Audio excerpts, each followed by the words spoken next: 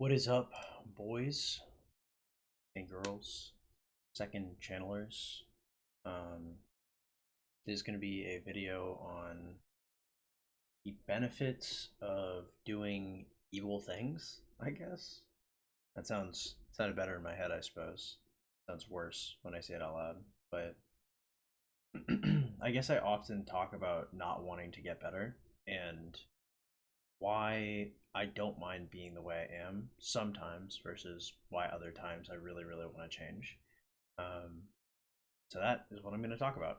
Um, the benefits of evil. I wonder what I'm going to title this. Um, Kind of funny.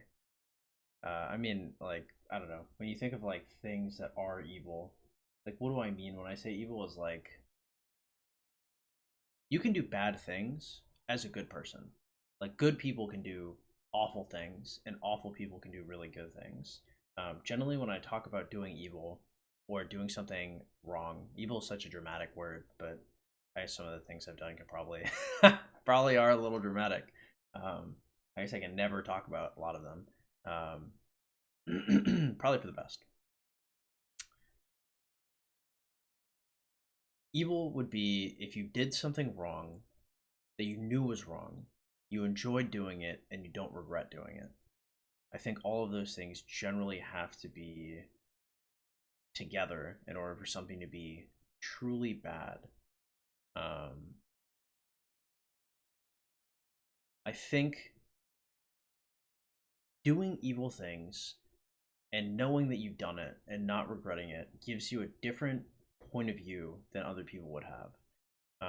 For example, when I would talk to somebody, um, or I would just try and like connect with another person. I'm basically never ever judging anybody for anything.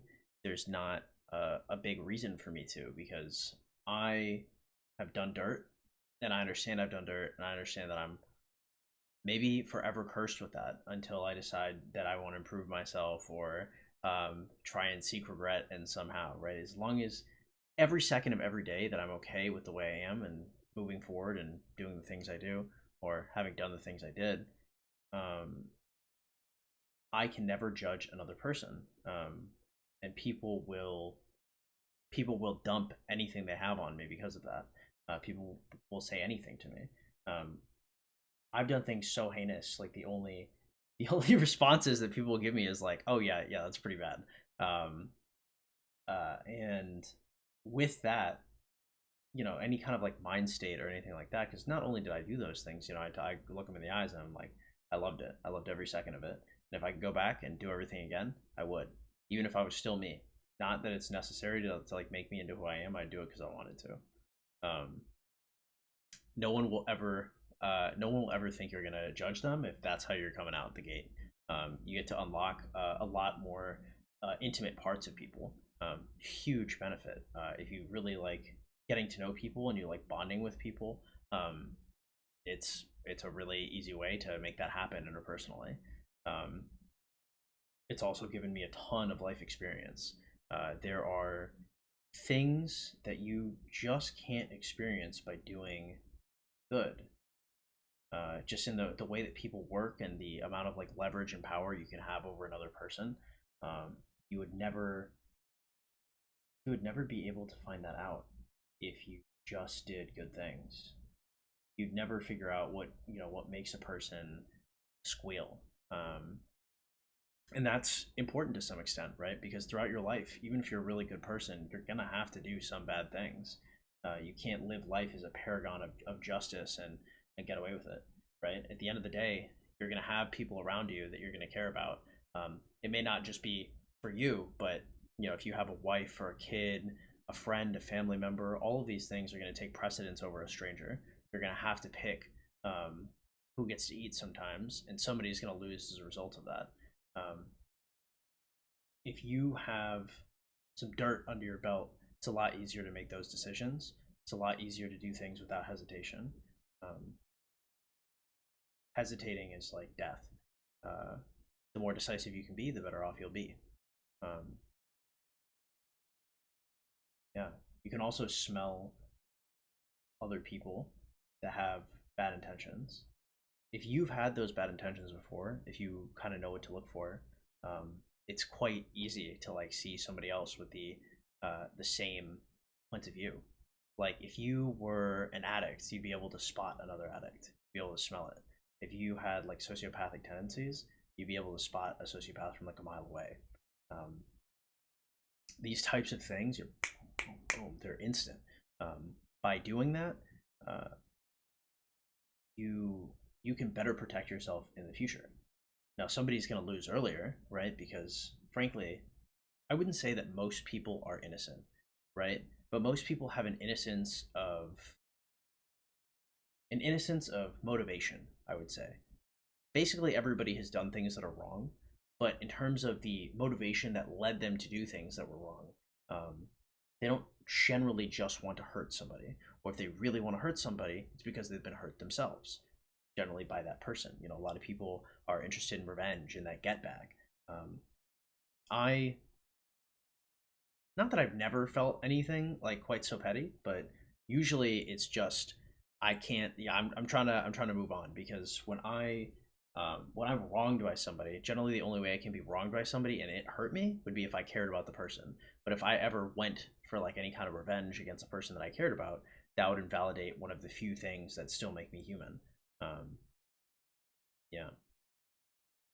Another thing is you can connect with basically anybody. I talked about that a little earlier in terms of like your life experience, but you know, people don't judge you and you have a lot of life experience, you can just connect onto basically anyone, um, simply by wronging people because you have so much more insight because the average person has been wronged by a whole host of people. And by having that experience of wronging other people, you can then connect with everybody and plug into them. Because not only did you wrong people, but you saw the effects of it. You know what it does to people. So when you talk to somebody who's been wronged similarly, or just wronged in general, you know what it's like to take, right? So when you see somebody who's been taken from, you can really connect to them on those bounds. Weirdly enough, even if you have wronged somebody on a similar way that you're talking to somebody else and they've been wronged, um, they won't care really as long as you're not going to do it to them specifically. The vast majority of people won't even register in their heads. You know, they'll create any kind of way to backflip away from it. They'll be like, well, he's not doing it anymore, he's not doing it to me. They'll mental gymnastic themselves in a way to justify that you're okay as long as you're not doing anything to them in present. They will do backflips for you. um, and that's the connection that you get. You know, if you're good, if you've never done any type of dirt like that, they're always a little wary. um, you know, a wolf dressed like a wolf is, you know, you get what you have. If you're honest about it, I mean, you know, people are going to trust. But a sheep, you have no idea. You have no idea what's under that fur, that hair, the unsheared mass. Um, Now the question is it worth the tax on your soul? If you are like a regular person and you have empathy, then whenever you do something wrong, you're generally going to regret it. Um, is committing more heinous actions worth it if you're going to regret it and you have to atone for it? To some extent, like the dirt on your soul, like um, I will literally never be able to atone for some of the things I've done, like ever. Um, I just can't, right? Like, not nor that what I want to. Maybe there is a way, right? But I wouldn't want to. I don't care that much. Um, but if you're you're like a regular dude and you're like brimming with empathy, um, you have a whole lot of benefits that you can get from doing dirt, and there are way more societally acceptable forms of dirt, right? So like even if you're doing something illegal, right? There's like a list of things that are really really illegal. You know, as long as you're not like out there, you know, filling people with like shooting children, like as long as you're not doing that, like there's a whole like list of stuff you can do, that people will look at and they'll be like, well, I'm not that, so it's fine, right? You know, whether that is getting into like street fights or any kind of like criminal activity that doesn't hurt people that are perhaps too innocent. you probably get away with and not regret it too much and still have that type of life experience. Um, there's a lot of dirt you can do, but the more unacceptable it is, up to a certain point, of course, um, is going to be more beneficial, especially in the ways I've described. Um, is it worth the tax on your soul? I don't know, because I don't know what price other people have to pay for that. For me, I'd be the same even if I did all good versus all bad. I just would not have any of the experience. Um, that would suck. So for me, I think it was worth it, but I'm also mentally ill and unwilling to get better. So, um, and then finally, after you've done your dirt, there's always the possibility of redemption, I suppose. Especially if you can regret your actions and feel bad about them. Is improving worth it? Um, I don't think so. I don't think improving is worth it for me because I don't ever want to stop being what I am or who I am. Actually, sometimes I do. At my at my lowest sometimes, but it's because I want to get along with other people, not because I dislike what I am. I just want to be normal sometimes because I want society to like me. Um, I want people to like and respect me and enjoy me and idolize me and stuff like that. None of these things are. I don't think these things are very healthy.